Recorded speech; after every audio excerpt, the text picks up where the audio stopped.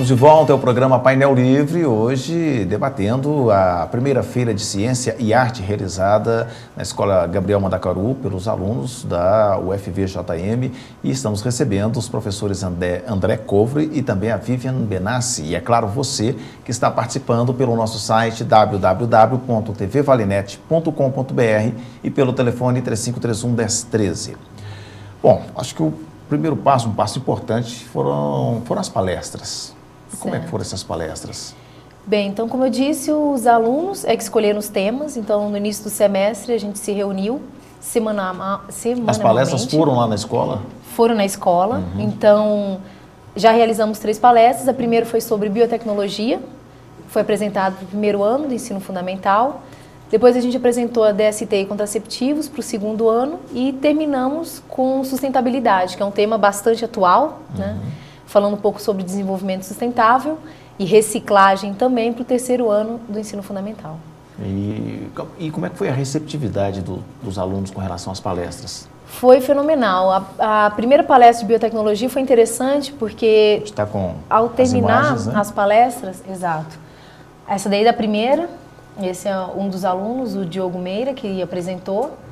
Então, ao terminar a palestra de biotecnologia, a gente passou algumas perguntas a respeito do tema. DST. E foi bacana. DST também, foi muito bom. Os alunos, a gente bateu um papo depois da palestra em torno de 40 minutos, tirando dúvidas a respeito das doenças sexualmente transmissíveis e os métodos contraceptivos. E essa foi a terceira palestra, apresentada pela Daniele Ferreira, que foi sobre sustentabilidade. Bacana que as palestras são apresentadas pelos alunos do BCT, né? Então, eles têm que estudar eu queria perguntar sobre o envolvimento dos alunos, né, com relação Eles têm que estudar, palestras. Têm que preparar o assunto com uma linguagem acessível para os alunos da escola pública, né? E, de alguma maneira, eles têm que lidar com o conhecimento que eles aprendem em sala de aula de uma forma diferente. Então, essa parte é extremamente interessante. E eles ficam bem ansiosos e nervosos, né? Eu fico imaginando os alunos que deram a palestra sobre DST, ter que falar sobre questões delicadas para os adolescentes da escola. Como é que foi, Vivi? E que é bacana, porque, por exemplo, na questão do DST e contraceptivos, foram 3 alunos e é um tema que é um pouco até difícil da gente trabalhar. Então, os alunos, quando aceitaram apresentar essa palestra, eles ficaram um pouco com medo, receosos, mas foi show de bola, principalmente na forma como eles portaram, porque eles ensinaram como colocam, por exemplo, uma camisinha. Acho que aí facilita por questão de idade, né? Os alunos, né, tudo bem que um pouco mais maduros, mas não tem uma diferença tão grande dos alunos que estão no ensino médio, que já estão se preparando para entrar para a universidade. Sim, né? Porque a diferença etária, a gente pode brincar ali em torno de 2 anos, porque os que apresentaram estão no segundo semestre do primeiro ano de faculdade. Então, eles acabaram de entrar na universidade. E foi interessante a repercussão que teve perante os alunos da escola. Então, a priori, a gente entregou alguns papéis e falamos, quem tiver alguma questão, não precisa levantar, pode escrever no papel, nos passam as perguntas e a gente responde, para não ter que colocar um nome. E aí, depois da segunda ou terceira pergunta lida no papel, foi uma participação geral dos alunos, questão tirando dúvidas mesmo, batendo papo a respeito dos contraceptivos, questão de gravidez, pílula do dia seguinte, que eram bastante dúvidas que surgiram. Então foi interessante perceber o envolvimento dos alunos da escola, que eu acredito que eles sentiram mais à vontade a respeito do tema, porque os palestrantes tinham a mesma faixa etária. E é diferente de, por exemplo, eu estar dando uma palestra, não só em questão de linguagem, mas também como vai ser acessível a esses alunos. Bom, quem está participando junto com a gente do programa, acessando o nosso site, tvvalinet.com.br, no programa de hoje você pode deixar sua pergunta, seu comentário, participar desse bate-papo junto com a gente. Na noite de hoje estamos recebendo os professores André e Vivian. A Maiara Carvalho, no Arraial dos Forros. Eu gostaria primeiramente de parabenizar os professores pela feira. Eu participei e realmente foi muito interessante para os alunos da comunidade. Eu gostaria de perguntar se eles pretendem levar a feira para outras escolas de Diamantina. Obrigado. Bem, muito boa pergunta. Em Diamantina a gente ainda não chegou a dar uma olhada em outras escolas ainda, mas a gente conversou com com outras professoras que foram visitar a feira de outras escolas e que se interessaram. Então a gente vai fazer esse contato com as outras escolas de Diamantina, provavelmente nessas semanas. Uma que a gente já tem fechado, então, é uma escola em Itambé, então na cidadezinha de Itambé. A gente já tem uma feira, a gente está indo até conversar com o diretor para fechar certinho a data, mas provavelmente vai ocorrer em setembro. Então a gente já está também não só em Diamantina, mas tentando buscar a região. Por que Mandacaru? Qual foi o critério de escolha da escola? Bem, então a escolha também foi um trabalho dos alunos do projeto. Então, quando eu lancei a proposta da realização de palestras e feira de ciência, eu pedi que os alunos fizessem um levantamento das escolas públicas, tanto estaduais quanto municipais. Então, os alunos fizeram esse levantamento.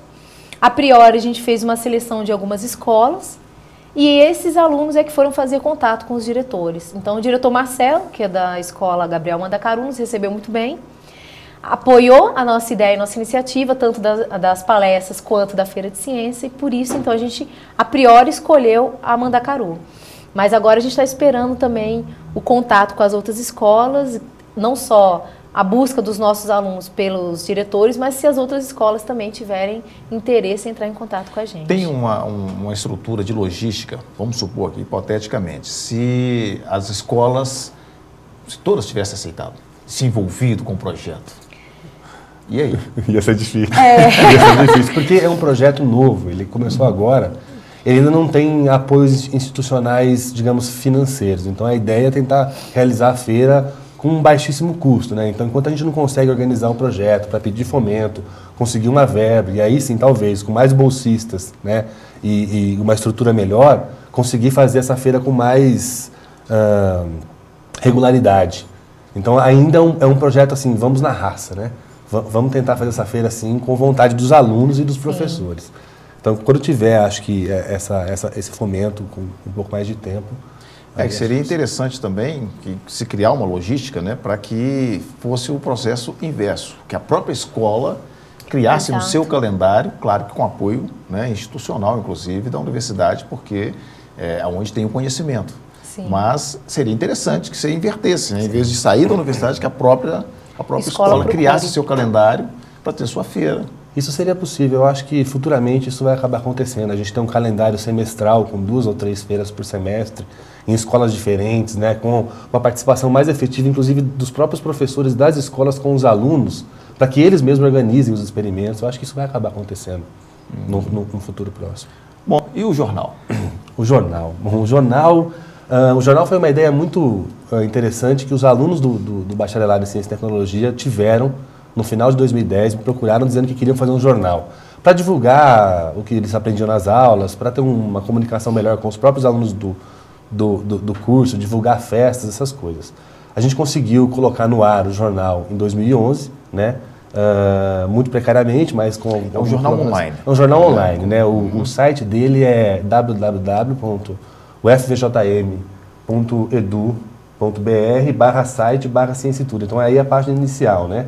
Você pode ver aí algumas matérias que já foram publicadas. É como se fosse um jornal impresso, não é um jornal, não é um telejornal. Não é um telejornal, justamente. É um jornal. Então a pessoa pode visitar clicando nos menus e acessando as diversas matérias. Tem um menu ali lateral onde você pode ver todos os temas que são utilizados, né?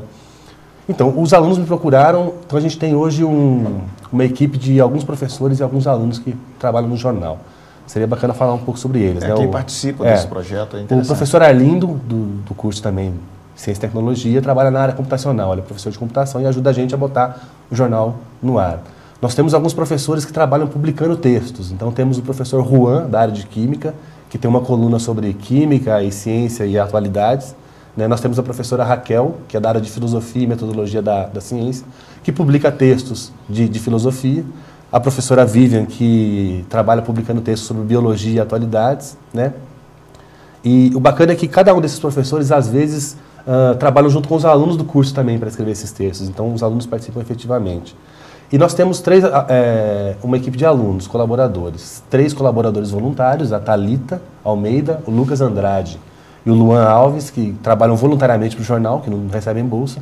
E nós temos o Enani Júnior, que é o bolsista da Pró-Reitoria de Extensão. Então ele recebe uma bolsa e trabalha efetivamente escrevendo para o jornal. Agora, fazer com que as pessoas leiam não é uma coisa muito fácil. Não é. Né? Não é. Como é que é a receptividade? Atinge o objetivo? A gente agora, a gente tem uma preocupação muito grande em tentar verificar se as pessoas estão lendo ou não. Então, a vantagem do sistema online é que você tem um controle em tempo real de tudo, né? A gente tem verificado que com essa nova plataforma, a gente tinha uma plataforma muito dura, as pessoas não podiam comentar, não podiam divulgar o conteúdo. A gente mudou um pouco a cara e agora as pessoas podem inserir comentários, pegar o texto e publicar no Facebook, por exemplo. Então, uma estratégia que a gente tem utilizado para fazer as notícias se espalharem são as redes sociais. Você divulga no Facebook, tanto os alunos da universidade quanto os adolescentes da cidade têm um acesso muito fácil. E assim, divulgou no Facebook, o acesso sobe imediatamente. Na primeira hora, ele aumenta assim exponencialmente. Então a gente tem utilizado um pouco essa estratégia. Bom, a gente vai continuar falando daqui a pouquinho sobre o jornal, sobre a rádio também. Você pode continuar participando, tvvalinet.com.br é o nosso site. Voltamos já.